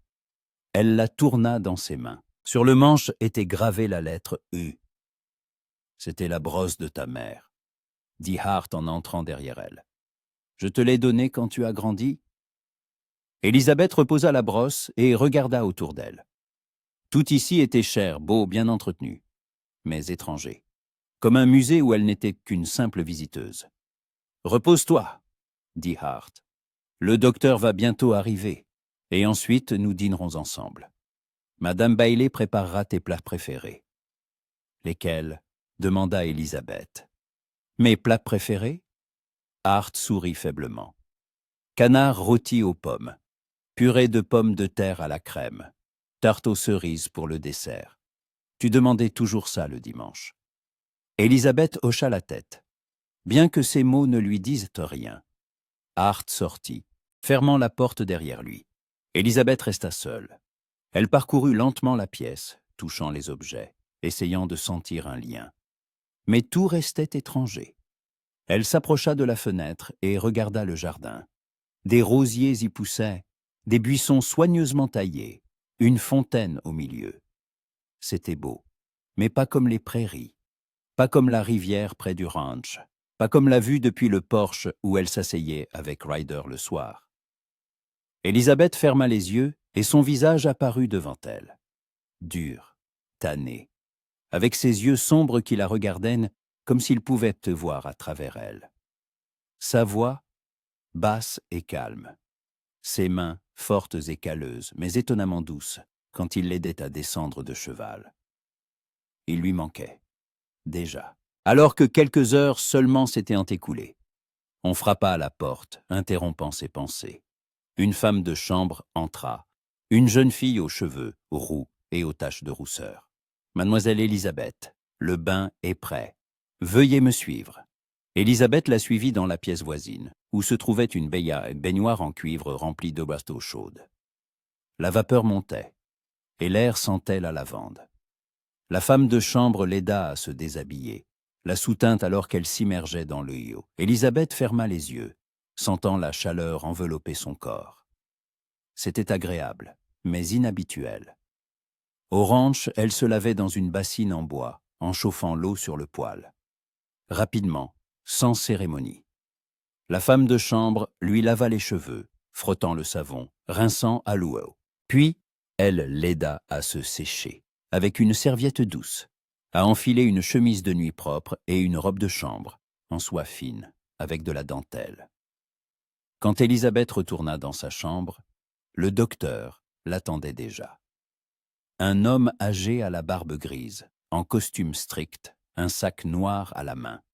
« Mademoiselle Hart », la salua-t-il en s'inclinant. « Je suis le docteur Henderson. Votre père m'a demandé de vous examiner. » Élisabeth s'assit dans un fauteuil. Le docteur l'examina. Il vérifia ses pupilles, écouta son cœur, palpa sa tête là où se trouvaient les raflures. « La blessure a bien guéri, dit-il, mais la mémoire peut ne pas revenir tout de suite. Parfois cela prend des semaines, parfois des mois. Il arrive qu'elle ne revienne jamais. Mais ne perdez pas espoir. Le cerveau est une chose étonnante. Il est capable de se régénérer. »« Que dois-je faire ?» demanda Élisabeth. « Reposez-vous. Ne vous surmenez pas. Entourez-vous de choses, de personnes familières. Peut-être que cela aidera, et ne vous mettez pas la pression. La mémoire ne reviendra pas parce que vous vous forcez à vous souvenir. » Élisabeth hocha la tête. Le docteur rangea ses affaires, prit congé et sortit. Quelques minutes plus tard, Madame Bailey revint avec un plateau. « Un dîner léger, mademoiselle Élisabeth. De la soupe, du pain, du thé. Hart a dit qu'il ne voulait pas surcharger votre estomac après un long voyage. Demain, il y aura un dîner de fête. Élisabeth la remercia et commença à manger. La soupe était délicieuse, riche, avec des légumes et des herbes. Mais elle mangeait sans appétit, machinalement. Quand le dîner fut terminé, elle se coucha. Le lit était moelleux, avec des oreillers en duvet et des draps de soie. Mais elle ne parvenait pas à dormir. Elle resta allongée, regardant le plafond, et pensait à Ryder. Où était-il maintenant? À l'hôtel? Ou déjà reparti pour le ranch? Pensait-il à elle? Lui manquait-elle? Ou l'avait-il déjà oublié? Élisabeth se tourna sur le côté, serrant l'oreiller contre sa poitrine. Elle avait envie de pleurer, mais les larmes ne venaient pas, seulement un vide à l'intérieur, lourd et froid. Elle ferma les yeux, essayant de s'endormir. Mais le sommeil ne venait pas. Le matin, Élisabeth fut réveillée par un coup à la porte. Madame Bailey entra avec un plateau, le petit déjeuner au lit. « Bonjour, mademoiselle Élisabeth. Monsieur Hart a ordonné de ne pas vous réveiller, mais il est presque midi. » Élisabeth s'assit, regardant par la fenêtre avec surprise. Le soleil était en effet haut dans le ciel. « J'ai dormi si longtemps. »« Vous étiez fatiguée, ma petite. C'est normal. » Madame Bailey posa le plateau sur les genoux d'Élisabeth. Œufs au plat, bacon, toast, café, fruits frais. « Monsieur Hart vous demande de descendre au salon quand vous serez prête. Il a un invité. »« Qui ?» demanda Élisabeth. Mais la gouvernante était déjà sortie. Élisabeth déjeuna rapidement, enfila une des robes qui pendaient dans l'armoire, bleu foncé, avec un col montant et de longues manches. Elle lui allait parfaitement. Elle se coiffa, tressa ses cheveux en une natte et descendit. Dans le salon, elle trouva son père, assis dans un fauteuil près de la cheminée. En face de lui était assis un autre homme, jeune, la trentaine, en costume chair, avec une moustache soigneusement taillée et des mains soignées. Il se leva quand elle entra et s'inclina. « Mademoiselle Hart, quelle joie de vous revoir. » Élisabeth regarda son père d'un air interrogateur. « Élisabeth, voici Monsieur Charles Winthrop, présenta Hart. C'est mon partenaire en affaires. Et ton fiancé. » Élisabeth se figea. Les mots de son père résonnèrent comme un coup de tonnerre dans un ciel serein. « Fiancé, répéta-t-elle. Hocha la tête en se levant. « Oui, vous vous êtes fiancé il y a 3 mois. Le mariage devait avoir lieu le mois prochain. » Élisabeth regardait Charles Winthrop. Il était beau, soigné, et lui souriait chaleureusement. Mais elle ne ressentait rien, ni reconnaissance, ni chaleur, ni amour. « Je ne me souviens pas, » murmura-t-elle. Winthrop s'approcha, prit sa main et lui baisa le revers. « Ce n'est pas grave, ma chère. Je t'aiderai à te souvenir. Nous passions tellement de temps ensemble. Nous nous promenions dans le parc, allions au théâtre, dînions dans les meilleurs restaurants. Tu étais si heureuse. » Élisabeth retira doucement sa main. « Je suis désolée, mais je ne me souviens vraiment de rien, ni de vous, ni de nos rencontres. » Winthrop sourit avec compréhension. « Le docteur m'avait prévenu, mais je ne perds pas espoir. Le temps guérit tout. En attendant, permets-moi simplement d'être à tes côtés, comme un ami, sans pression. » Hart posa une main sur l'épaule d'Élisabeth. « Charles est un homme bon, il t'aime, et tu l'aimais. Je suis sûr qu'avec le temps, tout reviendra. » Élisabeth hocha la tête, mais tout se contracta en elle. Un fiancé. Elle avait un fiancé. Elle devait se marier. Avec un homme dont elle ne se souvenait pas et pour qui elle ne ressentait rien. Winthrop resta pour le thé. Il parla de ses affaires, de la ville, du temps. Il était poli, prévenant, attentionné. Mais Élisabeth entendait à peine ses mots. Elle pensait à Ryder, à ce qu'il devait savoir, qu'elle avait un fiancé, que sa vie était déjà tracée, et qu'il ne pouvait y avoir rien entre eux. Quand Winthrop partit, Hart se tourna vers sa fille. « Qu'en penses-tu » Elisabeth haussa les épaules. Je ne sais pas. Il semble être un homme bon, mais je ne ressens rien. Hart hocha la tête. C'est à cause de ta mémoire. Quand elle reviendra, les sentiments reviendront aussi. Elisabeth ne discuta pas, mais elle savait que les sentiments ne reviendraient pas. Parce que son cœur appartenait déjà à un autre, un homme qu'elle ne pouvait pas avoir. Le soir, Hart était assis dans son bureau, triant des papiers. Il pensait à sa fille, à la façon dont elle avait changé. Il était plus calme, plus pensive qu'avant. Quelque chose dans ses yeux était différent. On frappa à la porte, interrompant ses pensées. Le directeur, Colton, entra. « Monsieur Hart, vous avez un visiteur. Ryder Cross. Il dit que vous lui avez donné rendez-vous. » Hart hocha la tête. « Faites-le entrer. » Colton sortit, et 1 minute plus tard, Ryder entra dans le bureau. Il avait l'air fatigué, mais se tenait droit. Il portait une chemise propre, un jean usé, son chapeau à la main. Hart se leva et lui désigna un fauteuil. « Asseyez-vous, monsieur Cross. » Ryder s'assit. Hart contourna son bureau et s'assit en face. « Tout d'abord, » commença Hart, « je tiens à vous remercier encore une fois pour ce que vous avez fait pour ma fille. Vous l'avez sauvée. Vous lui avez donné un toit quand elle en avait besoin. Cela a beaucoup de valeur. » Ryder hocha la tête. « Je n'ai fait que ce que je devais faire. » Hart le regarda d'un air évaluateur. « Elisabeth m'a dit que vous vous étiez bien comporté avec elle, qu'elle s'est sentie en sécurité. Pour cela, je vous suis reconnaissant. » Il garda le silence un instant, puis continua. « Mais nous devons parler de la dette. Vous me devez toujours une somme considérable, et le délai expire dans 10 jours. » Ryder serra les mâchoires. « Je sais, et je ne peux pas payer la totalité, mais je vous en prie, donnez-moi plus de temps. Je trouverai un moyen. » Hart se leva, s'approcha de la fenêtre et regarda la rue.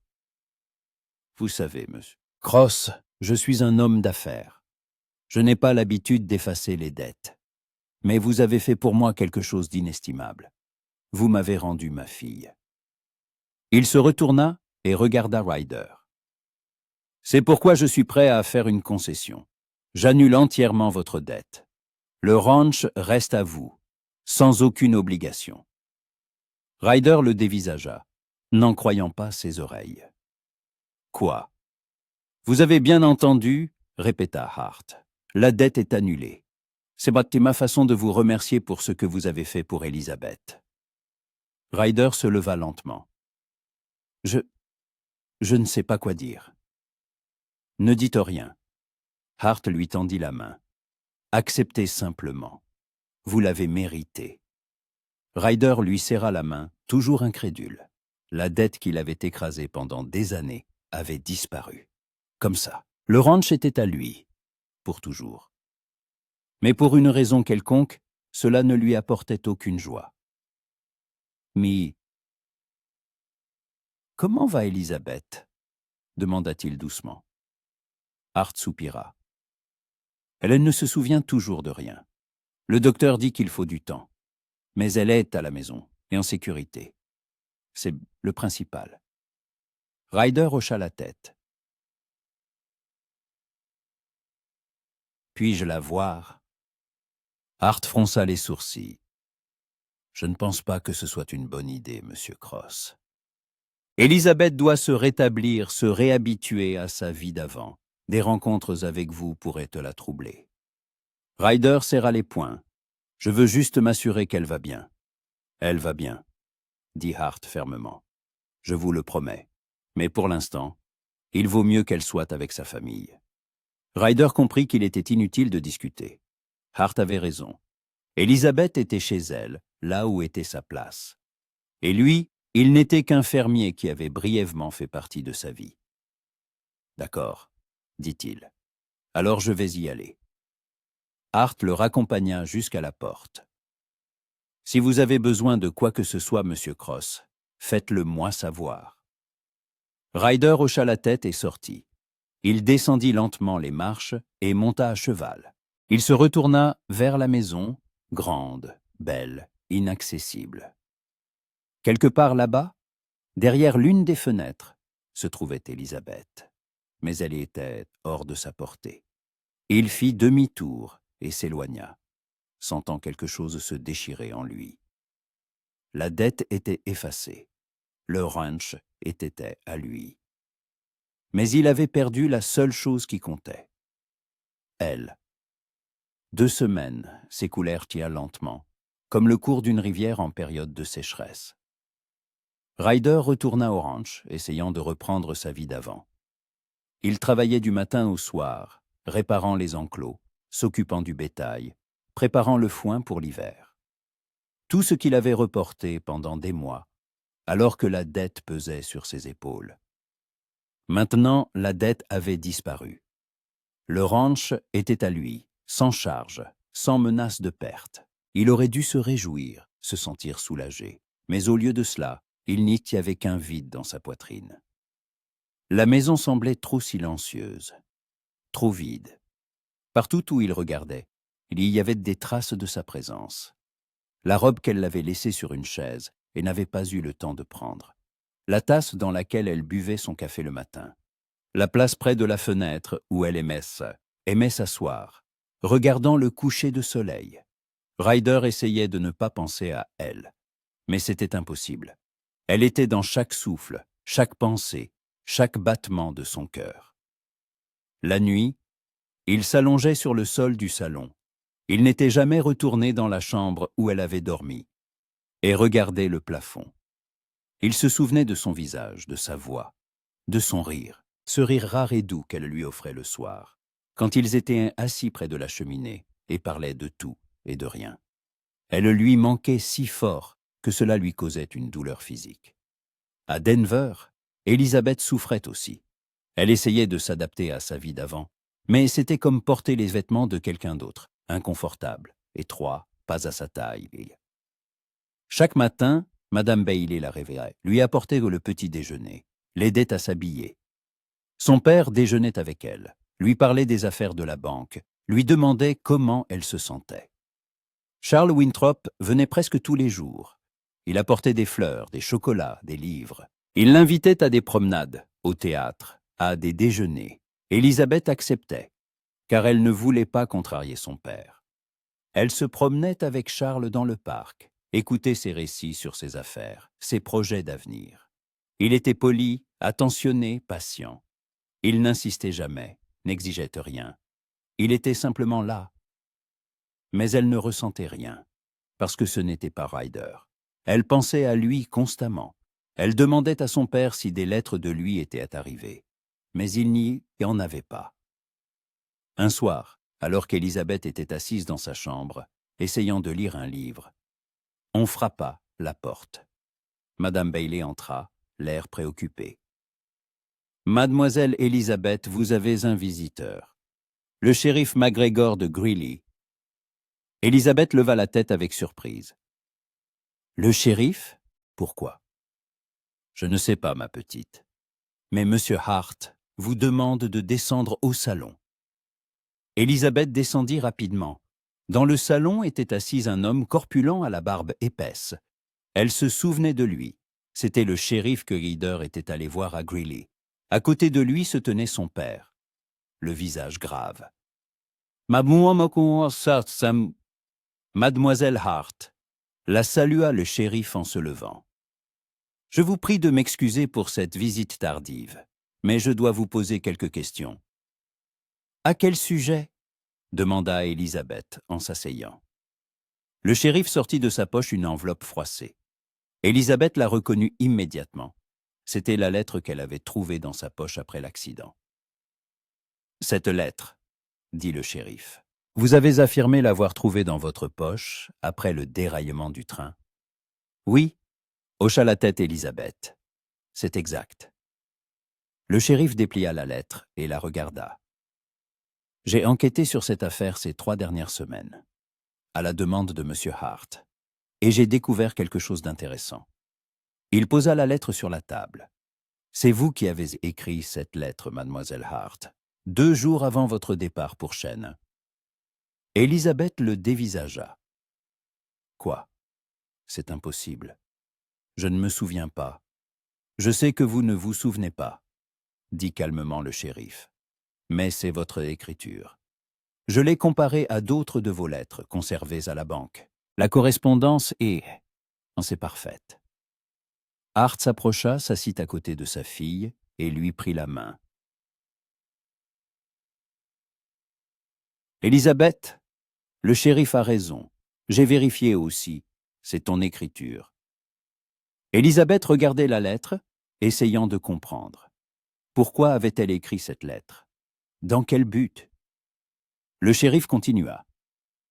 J'ai également parlé à votre amie à Cheyenne, Madame Carter. Elle a dit que vous aviez bien l'intention de lui rendre visite. Mais avant de partir, vous avez mentionné que vous vouliez vous arrêter en chemin pour voir quelqu'un, pour une affaire. Une affaire? Répéta Élisabeth. Laquelle? Le shérif regarda Hart qui hocha la tête. Le shérif sortit un carnet et l'ouvrit. Il y a 3 mois. Vous avez commencé à travailler à la banque de votre père. Vous l'aidiez avec les documents, vérifiez les contrats. Et vous êtes tombé sur le dossier de Ryder Cross. Élisabeth écoutait, retenant son souffle. Vous avez étudié le contrat et compris qu'il y avait des irrégularités. Le taux d'intérêt était illégalement élevé. Les conditions étaient rédigées de telle manière que le débiteur ne pouvait pas rembourser la dette à temps. C'était un piège. Hart soupira. Élisabeth est venue me voir avec ces documents. Elle a dit que nous devions réviser le contrat, que ce n'était pas juste. J'étais en colère. J'ai dit que les affaires sont les affaires. Que Cross avait signé le contrat volontairement. Nous nous sommes disputés, violemment. Élisabeth regardait son père avec de grands yeux. Le shérif poursuivit. Après la dispute, vous avez décidé d'agir seul. Vous vouliez avertir Ryder Cross que le contrat pouvait être contesté en justice, qu'il y avait des failles qui lui permettraient de ne pas payer un taux aussi élevé. Mais vous ne pouviez pas venir ouvertement. Votre père l'aurait su. C'est pourquoi vous avez écrit cette lettre, vague, confuse, pour que personne ne comprenne son véritable sens. Il prit la lettre et lut à voix haute. Monsieur Ryder Cross, ranch près de la rivière South Platte. J'arrive suite à votre demande. J'espère que nous pourrons commencer une nouvelle vie ensemble. Cordialement, Elizabeth Hart. Le shérif la regarda. Ce n'est pas une lettre de fiancée. C'est un message codé, suite à votre demande. Signifiez que vous veniez pour l'aider avec son problème. Code 862. Commencer une vie sans dette, libre. Vous aviez prévu de le rencontrer en personne, de tout lui expliquer, de lui montrer les documents que vous aviez pris à la banque. Élisabeth porta une main à sa bouche. Tout commençait à s'emboîter, des fragments de souvenirs brumeux qui la tourmentaient depuis des semaines. Mais l'accident a eu lieu, continua le shérif. Vous vous êtes cogné la tête, vous avez perdu la mémoire. Les documents que vous transportiez ont brûlé ou ont été perdus. Il ne restait que la lettre dans votre poche. Et quand vous l'avez lue, ne vous souvenant de rien, vous avez cru que c'était une lettre d'une épouse par correspondance. Hart passa un bras autour des épaules de sa fille. Tu voulais l'aider, au risque de t'attirer ma colère, au risque de détruire notre relation, parce que tu savais que c'était la bonne chose à faire. Élisabeth sentit les larmes couler sur ses joues. Elle se souvenait par bribes, un bureau à la banque, des documents, des chiffres qui ne correspondaient pas, la colère de son père, la décision d'agir seule. « Je voulais l'aider » murmura-t-elle, même sans le connaître, simplement parce que c'était juste. Le shérif hocha la tête. « Exactement. Et quand vous l'avez rencontré après l'accident, quand il a pris soin de vous, vous êtes tombée amoureuse, sans vous souvenir que vous aviez déjà essayé de le sauver auparavant. Élisabeth cacha son visage dans ses mains, pleurant. Tout prenait sens, tout se mettait en place. Hart la serra contre lui. « Pardonne-moi, ma fille. J'avais tort. Tu essayais de me montrer que j'agissais mal, et je n'écoutais pas. » Élisabeth le serra dans ses bras. « Tu ne savais pas. Tu faisais juste des affaires, comme tu en avais l'habitude. » Hart secoua la tête. « Ce n'est pas une excuse. Après ta disparition, j'ai réexaminé toutes mes dettes, mes affaires, tous les contrats, et j'ai été horrifié. J'ai ruiné des dizaines de personnes, pensant que ce n'était que des affaires. Mais c'était des vies, des familles, des rêves. » Il se leva et s'approcha de la fenêtre. « J'ai réparé cela. J'ai révisé toutes sur les dettes. J'ai rendu l'argent où je le pouvais. À Ryder Cross, j'ai entièrement pardonné la dette comme tu le voulais. Parce que j'ai compris, tu avais raison. J'étais un homme d'affaires cruel, mais je ne veux plus être comme ça. » Élisabeth s'approcha de lui et le serra dans ses bras. « Merci, papa. » Le shérif se leva. « Je dois y aller. Je voulais juste que vous sachiez la vérité. L'affaire est classée. » Hart le raccompagna jusqu'à la porte et revint. Lui et Élisabeth restèrent longtemps assis en silence. Finalement, Élisabeth dit « Je dois aller le voir, tout lui raconter, lui expliquer. » Hart hocha la tête. « Cet homme qui me dit des sonneurs, je sais. Et je ne t'arrêterai pas. Vas-y, tout de suite. Et Charles? Je lui parlerai. Je lui dirai que les fiançailles sont rompues. Il comprendra. » Élisabeth embrassa son père sur la joue. « Je viendrai te voir. Promis. »« Je sais, » sourit Hart. « Maintenant va. Ne le fais pas attendre. » Élisabeth se prépara rapidement. Elle monta dans la calèche que son père avait fait préparer. Elle voyagea toute la nuit, sans fermer l'œil. L'aube commençait à peine quand la calèche s'arrêta au ranch. Élisabeth descendit et se dirigea lentement vers la maison. La porte était entr'ouverte. Elle entra. Ryder était près de la cuisinière, préparant du café. Il entendit des pas et se retourna. Il la vit et se figea. « Élisabeth ?» Elle hocha la tête, incapable de parler. Ryder traversa la pièce et la serra si fort dans ses bras qu'elle ne pouvait plus respirer. « Tu es de retour, » murmura-t-il.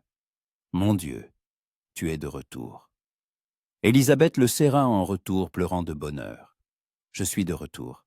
Et maintenant, je connais la vérité.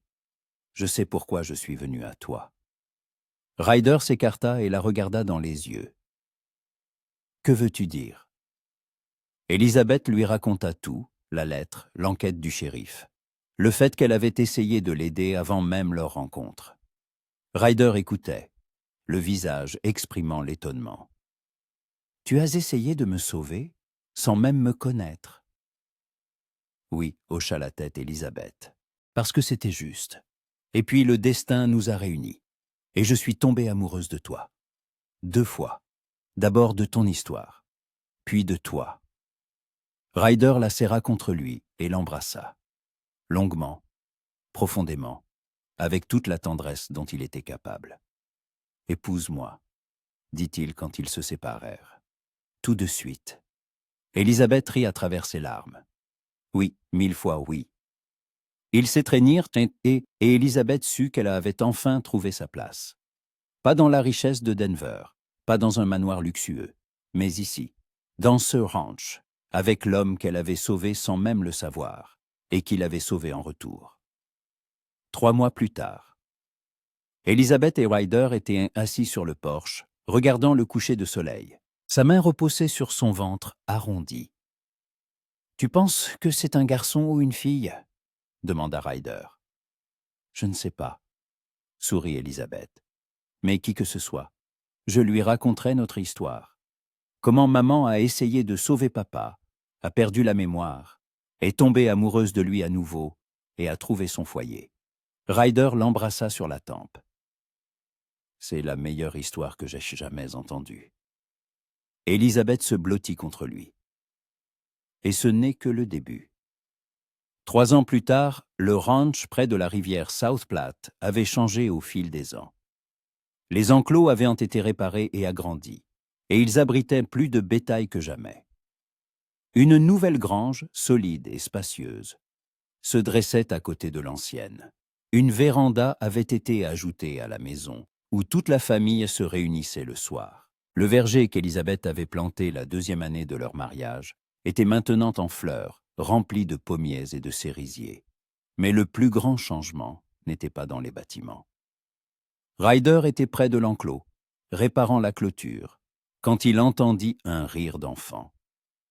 Il se retourna et sourit. Une petite fille courait dans la cour, brune, avec les yeux gris de sa mère et le menton volontaire de son père. Elle avait 2 ans et demi et courait du matin au soir, infatigable. « Papa! Papa! Regarde !» criait Catherine, nommée en l'honneur d'une grand-mère qu'elle n'avait jamais connue. Elle tenait dans ses mains une fleur cueillie dans le jardin. Ryder s'accroupit alors qu'elle accourait vers lui. « Quelle jolie fleur, ma puce! C'est pour maman ?» Catherine hocha la tête énergiquement, ses nattes rebondissant. « Maman aime les fleurs, elle l'a dit. Alors allons la lui donner. » Il prit sa fille dans ses bras et la porta vers la maison. Catherine passa ses bras autour de son cou et pressa sa joue contre son épaule. Ryder sentit son cœur déborder de tendresse. 3 ans plus tôt, il n'aurait jamais imaginé être aussi heureux. Avoir une femme, une fille, un ranch prospère. Que la vie pouvait être si pleine. Ils entrèrent dans la maison.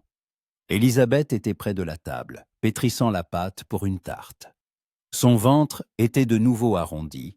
Elle attendait leur 2e enfant. Elle devait accoucher dans 3 mois. Quand elle les vit, son visage s'illumina d'un sourire.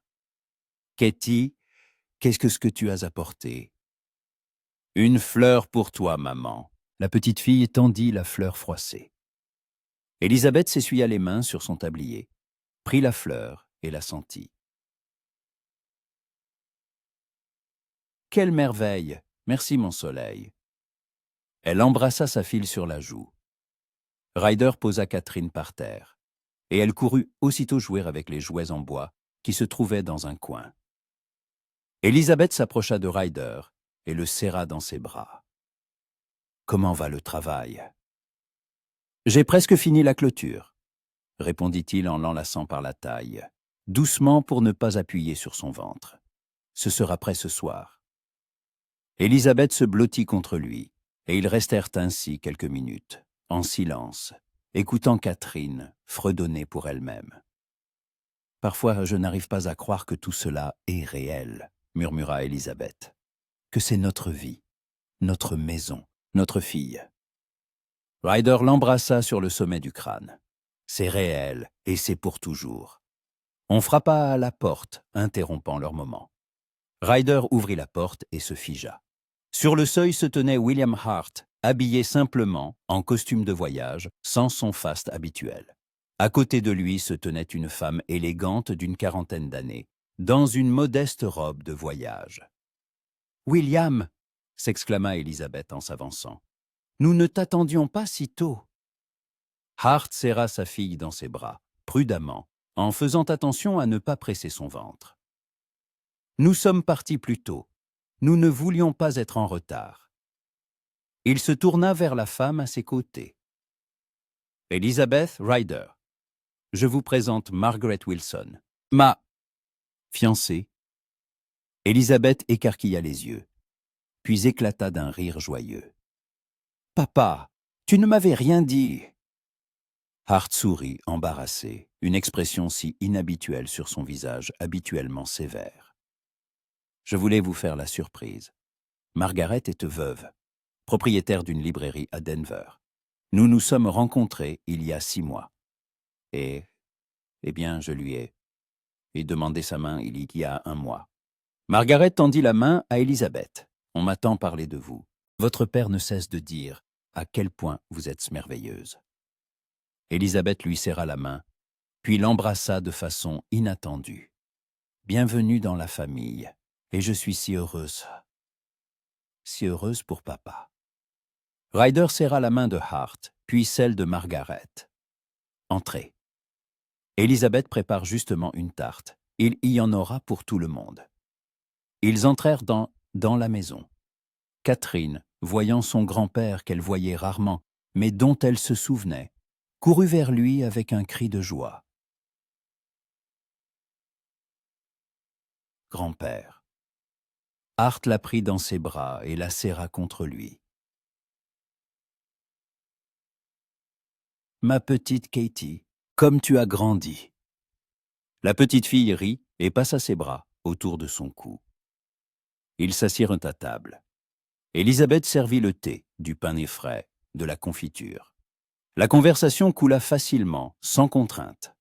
Hart parla de ses affaires à la banque. Il avait restructuré toute l'entreprise, la rendant honnête et juste. Maintenant, il était respecté non seulement pour sa richesse, mais aussi pour son intégrité. Margaret se révéla être une femme calme et intelligente, avec des yeux bons et une voix douce. Elle interrogea Elizabeth sur la vie au ranch, sur sa fille, sur sa grossesse. Et Elizabeth vit que son père avait fait le bon choix. Cette femme le rendrait heureux. Après le thé, ils sortirent sur la véranda. Catherine jouait dans la cour. Margaret et Elizabeth étaient assises dans des fauteuils, parlant du mariage qu'elles prévoyaient pour l'automne. Hart et Ryder se tenaient près de la balustrade, regardant les prairies. « Tu t'es bien occupé du ranch, » dit Hart. « Il prospère. »« J'essaye, » répondit Ryder. « Surtout depuis que la dette a été effacée. Je peux enfin investir dans le développement, au lieu de ne payer que des intérêts. » Hart hocha la tête, garda le silence un moment, puis dit « Tu sais, Ryder, pendant longtemps, je n'ai pas pu comprendre pourquoi Elizabeth t'avait choisi. Pourquoi elle avait renoncé à la vie en ville, au confort, à tout ce à quoi elle était habituée. Mais maintenant, je comprends. » Il se tourna vers lui. « Tu lui as donné ce que je ne pouvais pas lui donner. La liberté, la simplicité, l'honnêteté. Tu lui as permis d'être elle-même, de ne pas faire semblant, de ne pas jouer le rôle de la fille d'un riche banquier. Ici, elle est authentique et heureuse. » Ryder regarda Elizabeth assise sur la véranda, riant de quelque chose que Margaret avait dit. Son visage rayonnait de joie. « C'est elle qui m'a rendu heureux, » dit-il doucement. « J'étais un homme seul et aigri. Je ne pensais qu'à survivre. Et elle m'a montré que la vie pouvait être différente. » Hart posa une main sur son épaule. « Prenez soin l'un de l'autre, et sache que je suis fier que tu fasses partie de notre famille. » Ryder hocha la tête, sentant une chaleur dans sa poitrine. « Merci, William. Cela signifie beaucoup. » Le soir, quand les invités furent partis pour l'hôtel en ville, promettant de revenir le lendemain, Elizabeth et Ryder couchèrent Catherine. La petite fille s'endormit rapidement, épuisée par une journée de jeux et de nouvelles expériences. Et ils sortirent sur la véranda et s'assirent côte à côte, comme toujours. La nuit était chaude, les étoiles brillaient. La rivière murmurait au loin. « Ton père a changé, » dit Ryder. « Il est devenu plus doux. »« L'amour change les gens, » répondit Elizabeth en se blottissant contre son épaule. « Comme il nous a changés. » Ryder la serra dans ses bras. « As-tu jamais regretté d'avoir quitté Denver, d'avoir choisi cette vie ?» Elizabeth se tourna vers lui et le regarda dans les yeux. « Jamais, pas une seule seconde, c'est ma vie, ma place, ma maison. » Ryder l'embrassa, tendrement, longuement. « Je t'aime, » murmura-t-il. « Et je t'aime aussi, » répondit Elizabeth. « Je t'ai toujours aimé, avant même de te rencontrer, quand j'ai juste lu ton histoire dans ces papiers, et je t'aimerai toujours. » Ils restèrent assis, enlacés, écoutant la nuit. Quelque part dans la maison, leur fille respirait doucement. En Elizabeth grandissait leur deuxième enfant. Autour d'eux se trouvait le ranch qu'ils avaient bâti ensemble, la famille qu'ils avaient créée. Une vie qui avait commencé par une tragédie, une perte de mémoire, une lettre mystérieuse. et qui s'était transformé en le plus pur des bonheurs. « Tu sais, » dit Élisabeth pensivement, « parfois je pense que ce déraillement de train n'était pas un accident, que c'était le destin qui voulait nous réunir. » Ryder eut un petit rire. « Peut-être, mais c'est une façon bien cruelle. »« Mais efficace, » rit Élisabeth. « Mais efficace, » rit. « Sinon je serais venu, je t'aurais donné les documents et je serais reparti. Et nous ne nous serions jamais vraiment connus. » Ryder réfléchit. « Peut-être que tu as raison. Le destin savait que nous avions besoin de temps. De temps pour nous connaître non pas comme un banquier et un débiteur, mais comme des personnes. Comme un homme et une femme, » ajouta Élisabeth en posant sa tête sur son épaule. Ils se turent, savourant leur proximité. Soudain, un léger pleur vint de la maison. Catherine s'était réveillée. « J'y vais, » dit Ryder en se levant. « Non, moi. » Élisabeth tenta de se lever, mais il l'arrêta. « Repose-toi, tu dois garder tes forces. » Il entra dans la maison et se dirigea vers la petite chambre qu'ils avaient aménagée pour leur fille. Catherine était assise dans son lit, pleurnichant, se frottant les yeux avec ses poings. « Chut, ma puce !» Ryder la prit dans ses bras et la serra contre sa poitrine. « Papa est là. » Catherine passa ses bras autour de son cou, et c'est tout. Ryder marcha dans la pièce, fredonnant doucement une berceuse qu'Élisabeth lui avait apprise. La petite fille se calma progressivement, sa respiration devint régulière. Ryder la reposa délicatement dans son lit et la couvrit. Il resta un moment à regarder sa fille endormie. Sa fille, sa famille. 3 ans plus tôt, il n'aurait jamais imaginé se trouver ici.